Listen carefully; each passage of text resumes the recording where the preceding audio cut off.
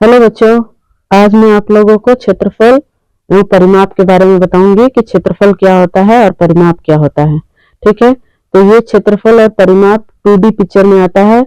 2D picture के बारे में जानना है तो मेरा एक वीडियो बना हुआ है 2D पिक्चर के बारे में, आप जाके उसको देख लीजिएगा, उसके बाद इसको देखिएगा, तब आपको समझ में आएगा कि क्या है। ठीक है, तो क्षेत्रफल किसे कहते हैं? एक बंद समतल आकृति। ठीक है, बंद समतल आकृति का मतलब क्या होता है? जो चारों तरफ से घिरा होता है। ठीक है, के पृष्ठ द्वारा घेरे गए क्षेत्र, ठीक है, क्षेत्र की माप को क्षेत्रफल कहते हैं।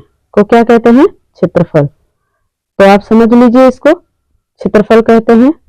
मतलब कहने का है, अर्थ ये है कि अगर क्षेत्रफल का मतलब, मान लीजिए ये कोई गोला है, अगर ये जितना जगह घेरता है ये इसका क्षेत्रफल है। ठीक है, मान लीजिए ये आपका वर्ग हो गया, ये जितनी जगह घेरता है वो इसका क्षेत्र हो गया। कोई भी वस्तु जितना जगह घेर रहा है उसको हम उस वस्तु का क्या कहेंगे? क्षेत्रफल। ठीक है, अब आता है कि परिमाप क्या होता है।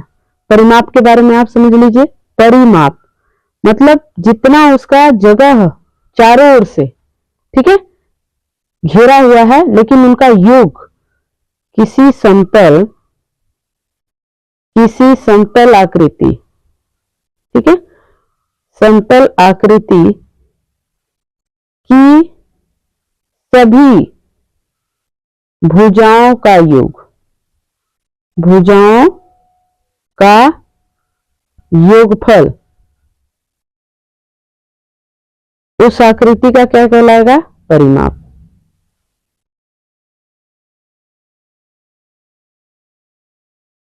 परिमाप कहलाता है। ठीक है, देखिए इसको बड़े ध्यान से और अच्छे से समझिएगा, वीडियो को स्किप मत कीजिएगा। स्किप कीजिएगा तो समझ में नहीं आएगा। ठीक है, बिना स्किप किए इसको ध्यान से समझिए।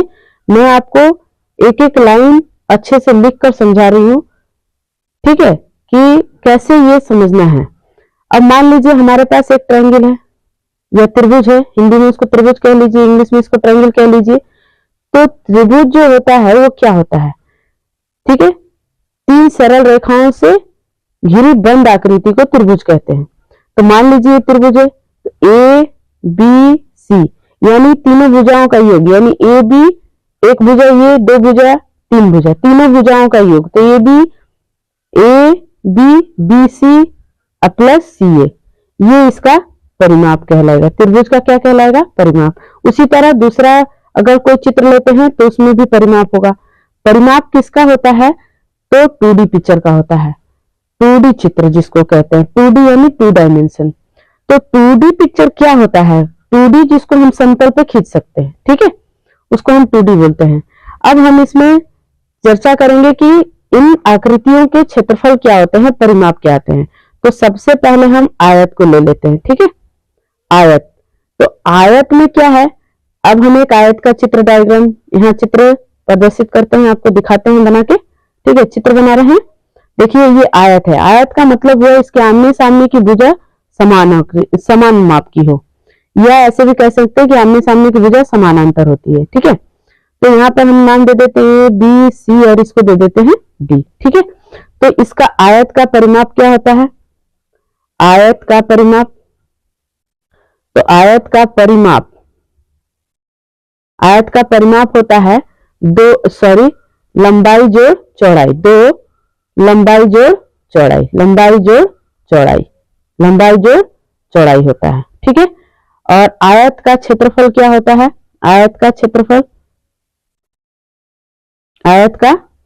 क्या होता है? तो आयत का क्षेत्रफल होता है लंबाई गुने चौड़ाई। ठीक है, लंबाई गुने चौड़ाई। लंबाई को शॉर्टकट में ऐसे लिखते हैं, ठीक है, संक्षिप्त रूप में, और चौड़ाई को इस तरह लिखते हैं। तो ये इसका हो गया आपका परिमाप, 1 नंबर है इसको, 2 नंबर। आयत का परिमाप हो गया लंबाई जोड़ चौड़ाई 2 गुना, और ये हो गया आयत का क्षेत्रफल लंबाई गुने चौड़ाई। ठीक है, अब अगर कोई कहे कि इसका विकर्ण बताइए क्या होगा, विकर्ण का मतलब होता है इसे दो भागों में विभाजित करने वाली रेखा को हम लोग विकर्ण कहते हैं।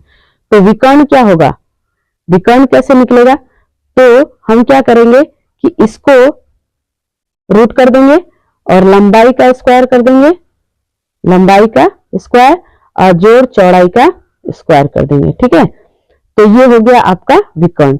यानी कि अगर ऐसा कहा जाए बड़ी क्लासेस में अगर आप पढ़ेंगे तो होगा कि पाइथागोरस थ्योरम के हिसाब से ही चलेगा कि कर्ण का स्क्वायर लंब का स्क्वायर प्लस आधार का स्क्वायर। ठीक है, तो इस तरीके से भी इसको बोला जाता है। ये इसको बड़ी भुजा बोलते हैं कि दो भुजाओं का वर्ग तीसरी भुजा के वर्ग के जोड़ के बराबर होता है, इस तरह से समझ लीजिए। अब आता है आपका आयत के बाद हम लोग वर्ग ले लेते हैं, वर्ग, एक वर्ग बनाते हैं हम लोग। ठीक है, चलिए एक वर्ग हम बना लेते हैं। ठीक है, तो वर्ग ये है, वर्ग में क्या होता है कि सभी भुजाएं बराबर होती हैं, वर्ग में सभी भुजाएं बराबर होती हैं। तो वर्ग का परिमाप क्या होता है, वर्ग का परिमाप, वर्ग का परिमाप कितना होता है, परिमाप वर्ग का परिमाप होता है 4 गुने भुजा। ठीक है, 4 गुने भुजा। फिर आता है वर्ग का क्षेत्रफल, तो वर्ग का क्षेत्रफल कितना होता है, भुजा स्क्वायर, कितना होता है, भुजा स्क्वायर। ठीक है, तो अब मैं आपको आगे अगली वीडियो में बताऊंगी कि इनका कैसे ये आता है। ठीक है, कैसे इस तरीके से इसको हम लोग सिद्ध कर सकते हैं। Thank you.